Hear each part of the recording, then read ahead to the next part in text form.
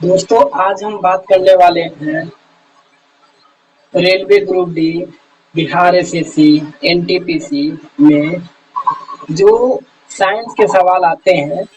आज उन्हीं साइंस के सवाल में से हम लोग 20 क्वेश्चन को देखेंगे जो कि एग्जाम में बहुत बार पूछा गया। तो चलिए हम एक एक करके सवाल हम देखते हैं। तो पहला सवाल आपके डिस्प्ले पर ये रहा।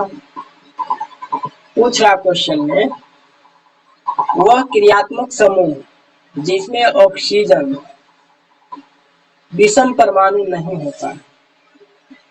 ऑक्सीजन विषम परमाणु नहीं होता। तो इसका राइट आंसर हो जाएगा दोस्तों हेलो एल्केन हो जाएगा। इसका राइट आंसर क्या है? Halo alkane. चलिए आगे बढ़ते हैं इसके सॉल्यूशन की ओर। हेलो एल्केन, हेलो एल्केन जिन्हें एल्काइल हैलाइड भी कहा जाता है। बहुत बार क्वेश्चन में ये भी पूछा है कि एल्काइल हैलाइड किसे कहा जाता है, तो याद रखना है हेलो एल्केन। ये ऐसे यौगिक हैं जिनमें एल्केन में एक या अधिक हाइड्रोजन परमाणु को हाइड्रोजन परमाणुओं क्लोरीन, क्लोरीन, ब्रोमीन या आयोडीन द्वारा प्रतिस्थापित किया जाता है। समझ गया ना? चलिए अगले क्वेश्चन की ओर।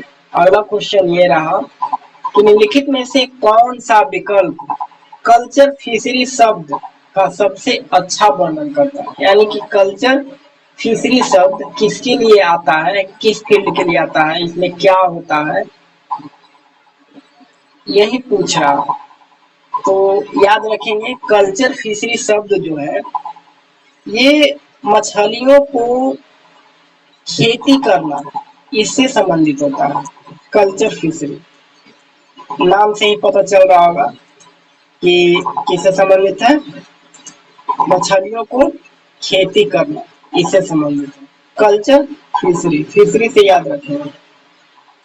इसका सॉल्यूशन की ओर बढ़ते हैं। मछलियों की खेती करना, कल्चर फिशरी से तात्पर्य मछली को नियंत्रित खेती से है, जहाँ मछली के विकास और उत्पादन को मानव हस्तक्षेप द्वारा नियंत्रित वातावरण बढ़ाया जाता है, जैसे कि तालाब, टैंक या अन्य कृत्रिम जल निकाय। अगले क्वेश्चन की ओर बढ़ते हैं। अगला क्वेश्चन ये है, प्रजनन के दौरान डीएनए प्रतियां बनाना क्यों आवश्यक है, क्यों महत्वपूर्ण है? तो आप जानते ही हैं कि डीएनए की प्रतियां, डीएनए से ही पहचान होता है लक्षणों को, गुणों को, यानी कि लक्षणों के विरासत के लिए, लक्षणों के विरासत के लिए किया जाता है। लक्षणों के विरासत के लिए किया जाता है। ये आपका राइट आंसर है, 1 नंबर। पाचन के लिए तो होगा ही नहीं, श्वसन के लिए भी होगा नहीं, रक्त परिसंचरण के लिए भी नहीं होगा। डीएनए प्रकृति विरासत के लिए आवश्यक है। प्रजनन के दौरान डीएनए की प्रतिलिपि यह सुनिश्चित करती है कि आनुवांशिक का जो जानकारी होता है माता पिता से संतानों तक प्रेषित हो, जो बालों का रंग, आंखों का रंग, ऊंचाई जैसे लक्षणों को विरासत में लेने की अनुमति देता है। सटीक डीएनए प्रतिकृति के बिना लक्षणों का यह संचरण संभव नहीं होगा। अगला क्वेश्चन है, निम्नलिखित में से किसका उपयोग विलयन की सांद्रता को व्यक्त करने के लिए नहीं किया जाता है? यानी कि इसमें 3 वो ऐसे ऑप्शन है जो व्यक्त करने के लिए किया जाता है, लेकिन एक ऐसा ऑप्शन है जो कि नहीं किया जाता है। तो दोस्तों वो है आंसर आपका पहला, इसका नहीं किया जाता। विलयन का आयतन का प्रतिशत, विलयन का आयतन द्वारा आयतन का प्रतिशत ये व्यक्त नहीं किया जाता। द्रव्यमान का आयतन प्रतिशत होता है, आयतन द्रव्यमान का प्रतिशत होगा, द्रव्यमान द्रव्यमान का प्रतिशत होगा, लेकिन विलयन का आयतन का प्रतिशत कैसे होगा? पॉसिबल ही नहीं है। विलयन का आयतन द्वारा आयतन प्रतिशत, आयतन द्वारा आयतन प्रतिशत यह विलयन की सांद्रता को व्यक्त करने का एक सामान्य तरीका है। विशेष रूप से तरल पदार्थों के लिए इसकी गणना विलेय के आयतन को विलेय के कुल आयतन से विभाजित करके 100 से गुना करके किया जाता है, जो भी हो। जैसे उदाहरण के लिए पानी में अल्कोहल का विलयन। अगला क्वेश्चन है कि जब पानी और पोषक तत्व तत्व उपलब्ध होते हैं तो शैवाल खाली स्थान की प्रक्रिया द्वारा तेजी से बढ़ते और गुणों को क्या करते हैं। जब पानी और पोषक तत्व उपलब्ध होते हैं तो शैवाल में क्या होता है, यही क्वेश्चन पूछ रहा है। तेजी से बढ़ते गुणों को क्या कहते हैं, तो विखंडन कहलाएगा। विखंडन होगा, टूटेगा तभी तो तेजी से फैलेगा। तो इसका राइट आंसर आपका हो जाएगा विखंडन। देखिए विखंडन होगा। विखंडन शैवाल में प्रजनन का एक सामान्य तरीका। अगर पूछेगा कि शैवाल में किसके द्वारा प्रजनन का सामान्य तरीका है, किसके द्वारा मुख्य रूप से होता है, तो ये आपका हो जाएगा विखंडन के द्वारा। विखंडन के द्वारा मुख्य रूप से है, जो विशेष रूप से तंतुमय रूपे स्पाइरोगायरा में जब पानी और पोषक तत्व प्रचुर मात्रा में होते हैं तो तंतु छोटे टुकड़ों में टूट जाते हैं और प्रत्येक टुकड़ा एक नए व्यक्ति के रूप में विकसित होता है। याद रखना है, विखंडन शैवाल में प्रजनन का एक सामान्य तरीका है। ये बहुत बार क्वेश्चन पूछा गया। चलिए अगले क्वेश्चन की ओर हम लोग बढ़ते हैं। अगला क्वेश्चन आपका ये रहा कि निम्नलिखित में से कौन सा पादप उत्तक प्रकाश संश्लेषण करता है। निम्नलिखित में से कौन सा पादप उत्तक प्रकाश संश्लेषण करता है। ये बहुत ही सिंपल क्वेश्चन है दोस्तों, इसका आंसर आप कमेंट में जरूर बताइएगा। ये हम छोड़ते हैं क्वेश्चन नंबर 6 को आपके ऊपर कमेंट में बताना है।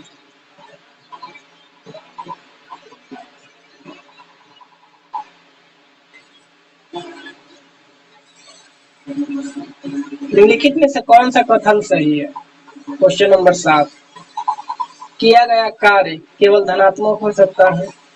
किया गया कार्य केवल धनात्मक हो सकता है। बल की दिशा के आधार पर किया गया कार्य, बल की दिशा के आधार पर किया गया कार्य धनात्मक या ऋणात्मक हो सकता है। ये आपका हो जाएगा। किया गया कार्य बल या विस्थापन पर निर्भर नहीं करता है। किया गया कार्य केवल ऋणात्मक हो सकता है। अगला क्वेश्चन है, बल की दिशा के आधार पर किया गया कार्य धनात्मक होता है। यही आपका ऑप्शन नंबर बी सही है। बल का फॉर्मूला होता है, ये देखिए F into D into cos theta होता है, जहाँ डी हो गया विस्थापन, थीटा हो गया बल और विस्थापन का कोण के बीच। थीटा आपका हो जाएगा बल और विस्थापन के बीच का कोण। जब एक मोटे कांच के स्लैब को मुद्रित सामग्री पर रखा जाता है, मुद्रित मतलब तो अक्षर उठे हुए दिखाई पड़ते हैं। जब कोई कांच है उसपे मुद्रा लिखी हुई है, उसपे कांच लगा है, अक्षर उठे हुए दिखाई पड़ते हैं, तो इसका कारण क्या है। इसका कारण आप बता सकते हैं। ये भी बहुत अच्छा क्वेश्चन है। प्रकाश का अपवर्तन के कारण, प्रकाश के अपवर्तन के कारण, ये आपका ये आंसर है। प्रकाश के अपवर्तन के कारण होता है। प्रकाश का अपवर्तन तब होता है जब एक माध्यम से दूसरे माध्यम में जाता है, जिससे उसकी गति और दिशा परिवर्तन होता है। यह घटना अक्षरों को एक मोटे कांच के स्लैब के माध्यम से देखने में उठे ही दिखाई पड़ती है। अगला क्वेश्चन है कि निम्नलिखित में से कौन सा कथन स्थिर अनुपात के नियम को सबसे अच्छी तरह से समझाता है। स्थिर अनुपात ठीक से, यानी कि जितना अनुपात में जैसे चीनी पानी का मिश्रण सेम ही अनुपात में होना चाहिए, तो कौन ठीक से दर्शाता है, ये क्वेश्चन पूछा है। तो ये आपका हो जाएगा ऑप्शन नंबर 1। देखिए, एक रासायनिक यौगिक में हमेशा समान तत्व समान द्रव्यमान और समान अनुपात में होते हैं। समझ गया ना, यही होगा। आगे क्यों नहीं होगा, तत्व हमेशा एक यौगिक में यादृच्छिक अनुपात में पाए जाते हैं। तत्व एक ही एक में, ये तो गलत हो जाएगा ना। फिर उसके बाद में रासायनिक प्रतिक्रिया में द्रव्यमान को न तो बनाया जा सकता और न ही ऐसा कुछ भी नहीं है। प्रतिक्रिया के दौरान परमाणुओं में छोटे कणों में विभाजित किया जाता है, ऐसा कुछ भी नहीं है।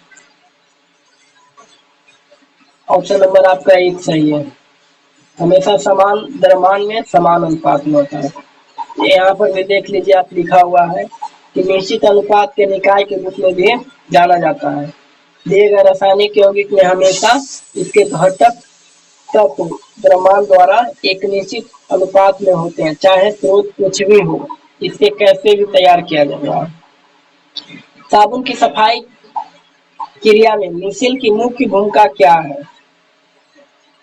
तो मिसल की मुख्य भूमिका आपका हो जाएगा कपड़ों और तेल से गंदगी को फंसाकर निकालना। यही आपका राइट आंसर है।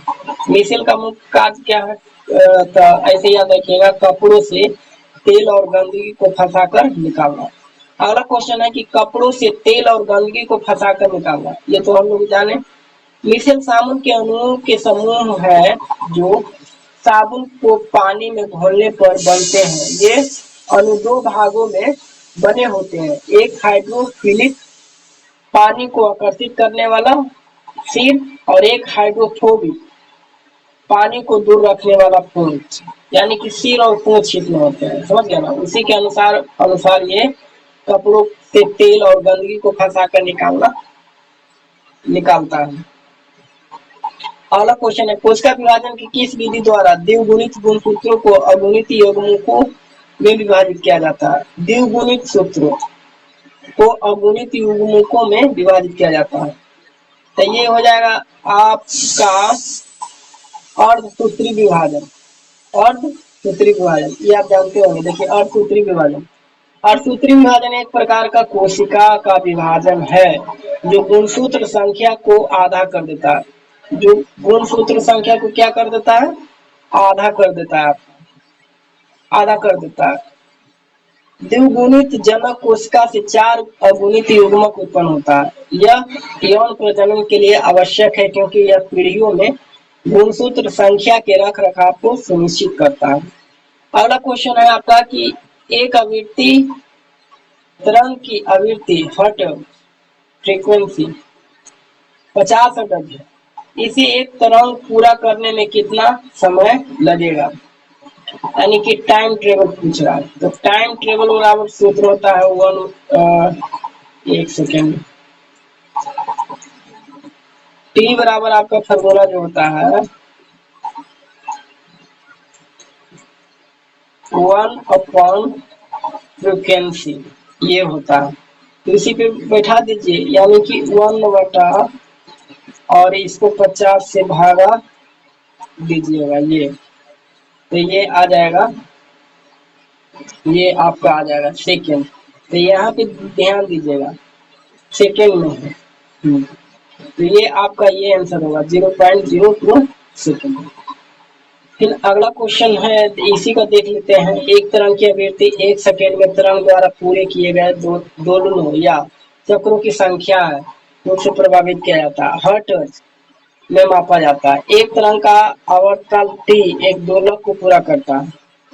यह समय है, यह आवृत्ति का व्युत्क्रम है। इस संबंध को गणितीय रूप में इस टाइप से लिखा जाता है, t बराबर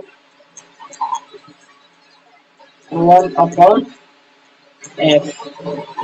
अगला क्वेश्चन है, निम्नलिखित में से कौन सी धातु सक्रियता श्रेणी के मध्य से निकाली जाती है? तो ये मध्य से निकाला जाता है लोहा। दोस्तों,